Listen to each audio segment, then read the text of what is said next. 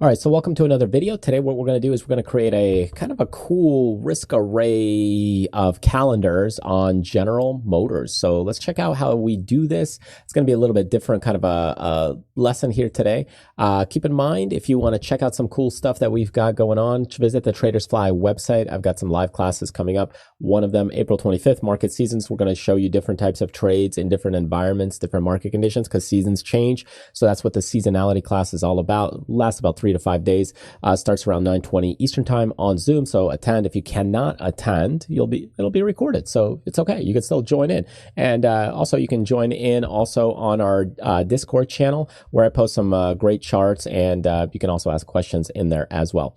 Okay, so let's kick things off. I'm going to just show you some of the interesting thoughts with General Motors. And one of the reasons why I want to look at General Motors is just like, hey, why not? It's a cheap, super cheap kind of stock to go ahead and place some bets on. So it's not like an Amazon or a Tesla. So the implied volatility is a lot lower usually, but it's moving quite a bit and there's some action. So the options are a little puffed up. You do want to watch out with these earnings. So you'll see me doing some shorter duration trades right now on this.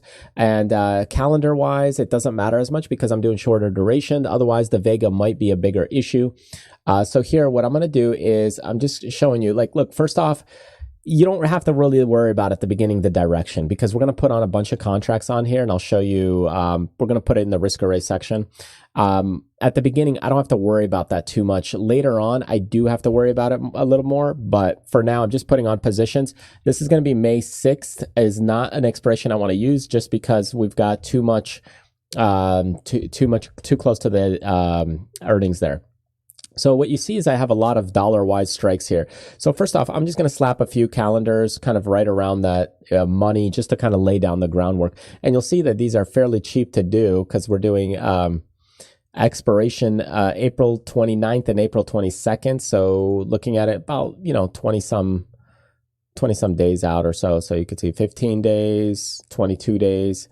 I could go a little bit later. Let's see here, 22 and 29. No, I don't want to do that. Let's try 15 and 22. So we'll go to 22 and go to 15. There we go. That should work a little bit better. I just want to avoid the expiration, for earnings if possible. So I'm going to slap a few of these on. You can see these cost me about $34. So it's fairly cheap. So you'll see how this plays out very nicely. So first I'm going to lay out some groundwork. Okay, so I'm going to go ahead and analyze some trades here. We're going to go put another one at 38. We're just building out inventory. Like, you might think like this is really nuts and crazy, but we're just building out some inventory. That's all I'm doing. Okay, so now I'm going to throw in some at the 40. Okay, I'm just throwing out some stuff like, let's go 41. Okay, so these are super cheap. Like, look, some of these are 17 cents and so on. So we're just creating kind of like a nice base. And now I've got a theta of about 11 bucks, right? So let's go ahead and kind of send all these in. Probably could have done it in a different way, but I just want to show you the breakdown of how this all works. Now, one thing I will note, like in this case, it doesn't matter because I'm not going to go to expiration. But if I'm going a little bit, let's say over, I do want to use calls. Kind of at the money won't matter, but here I'll use calls. And then when I'm going under, let's say under 38, so like 36, I do want to maybe switch to puts, only because it may be a little bit easier later on. So that's kind of the only difference is that I might want to switch those to the puts, because as I'm getting here to 38, it's under. So I'll use puts, and it just helps separate some of the inventory and position as well. So we'll go ahead and send those in as well. So we'll go ahead, and you always want to work your orders, but I'm just going to kind of place a few in here because we're just kind of building it out just to show you how all this plays out. And you'll see it's gonna get a little messy, but you'll see how this really works. Is just you're spreading a little cash here, a little cash there, and some calendars will work a little faster than others, and so on. So you can see we're getting some more inventory in there, and you're starting to build out kind of a lot of your stuff. So there we go. It's working. Okay. So once we lay the groundwork and foundation, what you're going to start doing is kind of skewing some of that positioning. you're going to start saying, hey, do I want a little more positioning on the bearish side or the bullish side? So at the beginning, I'm just laying down the groundwork because I just kind of want a foundation. Now, if you don't have a lot of capital, you could skip that step. But for most people, GM is a little bit of a cheaper stock, so you'll probably put on a bunch of contracts. But rather than just putting like 30 contracts all at the money or 50 contracts, in just one or two spots, this is how you might start spreading it out. Like you're building out the case of a nice foundation first, and then you start skewing like how you want to tweak that position with your deltas. Okay, so now let me tweak some of these. Okay, so we're getting another one filled here, and you can see we've got some calendars. Okay, so I'm just trying to get into some of these right there. Okay, so we're working some of those orders, and they're kind of playing out. Okay, so the next thing after this is we're going to start skewing it. And for me, remember, we're going to look at Vega. I look at this stock as being a little more bearish, but temporarily it might be bullish. So what do I want to do? I want to put a little more weight around this 40, maybe even 41, 42, but then I think it'll probably continue going down. So I do want more of a tail end on the downside. So overall in the tail end, I want more downside, but I want a little bit of meat right here if we pop. But I don't want too much tail end on the 50 or anything. Like I don't believe it's going to pop that much. Now you could play the opposite effect, totally fine, no big deal if you want to play it the other way. But I'm just telling you, like, hey, let's just take kind of this approach first, and then you could tweak it how you want. So here I've got a nice little rounding cone or ball shape right here, about 12 theta right here. So now what do I do? Now I start building out, and my objective kind of here, I'm just going to give you an idea, is I want a bit more meat here in this zone with a tail end kind of over here. And you might say, well, can't you just do a little bit of a diagonal here and a calendar here to get it skewed this way? Yeah, you could, but then what you'll be doing is you'll concentrate everything over here at those few spots. And the issue with that is that then you take it off all at once. Here, what I'm going to do is kind of start looking at working each one of these orders to start taking them off at different points in time. So what I want to do is add a little more at the 37. So here's my 37 put. Here's my 37 put. Analyze closing trade, analyze opposite trade. So I'm going to go ahead and just start building out some of this. Okay. I'm going to go ahead and get some 39s as well on the call side. We'll build that out a little bit more. Okay. We'll probably get a little bit at the 40 again. Right there. Okay, so you can see we're building more meat here. Okay, we'll get another one at the 40 maybe. Maybe another one at the 39. Why not? How about one at the more at the 37 and 36? There's another one at 37. Let's do another one at the 36. So you could see maybe even one at the 35. Like what if it kind of crashes? Let's go over there. So now I'm starting to build a little more inventory like that. What if it keeps going? Let's do another one at maybe a 34. That's like your cheap shot, like you'll really make quite a bit. Maybe I'll do another one here at the 35. So you can see what I'm doing is I'm kind of skewing it here. I need a little more meat at 38, 39. I want to bulk that up a little bit in case it stands still. Let's see, 30. Do I have a 38 here? No. Okay, so let's go 38. Another one at the 38. Right there. That's two contracts. That's okay with two. And we'll do another one at the 39. We'll do like two contracts here. There we go. So you can see what I'm doing here is kind of tailing it off. Let's do a 35, another contract or two. There we go. So what you'll see here is now I'm starting to skew it kind of flatter this way and get a lot more range down here. So yes, I do have some meat. Like if it pops a little bit, I could still be okay up to this point, but I really have some more tail end downward with some negative delta and some positive vega. And this is kind of a nice way of doing it. You're kind of just mixing up different positions at different points to building out kind of a basically delta, gamma, theta, vega that you want.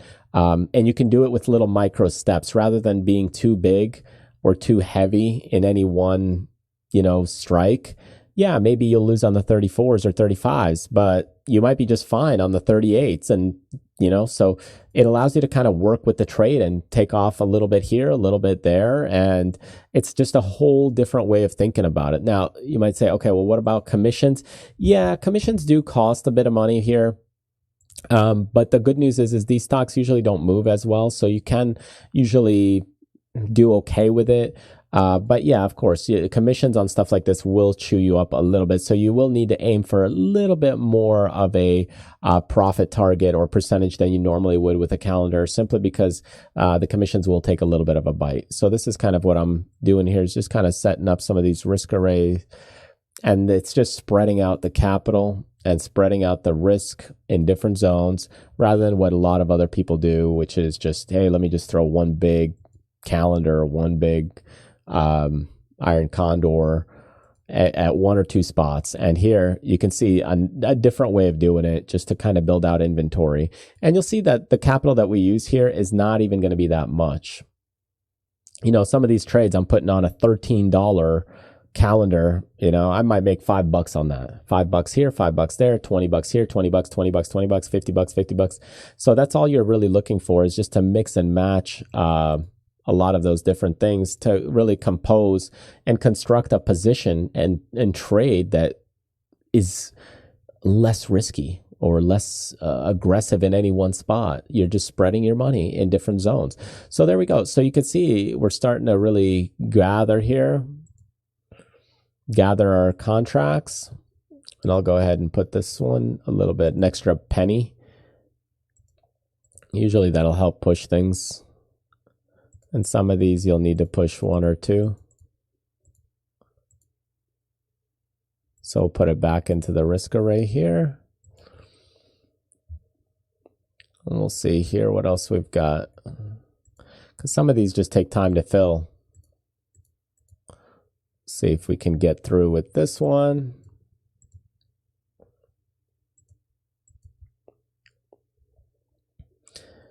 And that's all you do, is you just kind of work these orders and let them sit and let them get filled. And you can see we've got a nice construction, 26 theta, much more diverse and on risk. And you see what you have. You've got some inventory here, inventory there.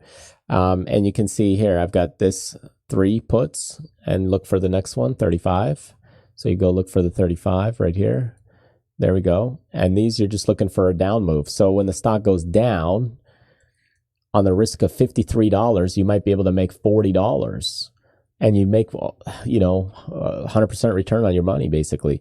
And then it could snap back up, and then the other ones become profitable. So this is kind of why these are very powerful, is that you've got a lot of stuff all over the place, and you're just looking for movement and whipping around in that range, you're just wiggling, and just take them off as they kind of run through your different calendars here. And they're easy to spot. Hey, I got contracts here, the 35, 35, the 34, the 34, and it's $1 strikes. So also a lot easier. So let me just push these orders a little bit more, just so you can see the full scope of what we just did. And this is, I think, the last one. And then you should be able to see it. And you definitely can't run these till expiration. You do have to close them out. So one of the things you may want to do is already set up good till cancel orders on them, because if you don't, you could get into a little bit of trouble there. But there's only 7 days to go on these, 7 and 15. So you're in the trade fairly quickly, got a fast theta, and the Vega's small because your theta is big, you're shorter duration, just moving around a buck or two here, and you could almost start peeling them off. So you're trying to make about $230, and I don't even have the full position done. So even let's say you're just trying to make a little less than that. Let's just say you're trying to make 120, and you're risking only here $486. It's nothing, like relative to some of the big stocks, because people trade big. And this is how you learn to trade. Like if you really want to learn to trade the right way, look, you're risking $500 to learn to trade inventory, to learn to trade different positions, to learn to trade at different areas, to learn how to reposition yourself, how to distribute capital. It's like a great learning thing for $500. Look at what you're doing right here. And you got that kind of risk on it, and you're able to mix mix and match positions. It's phenomenal with these cheaper stocks. It's a good way to do it. And yeah, you might not be able to make a ton of money, but you're gonna learn how to do it the right way. So a couple days into it, even if you make, let's just call it $60, even $40, $50 on right here, 400 for almost $500 risk, that's 10% in just a couple days. So a couple days, 10%. I mean, come on.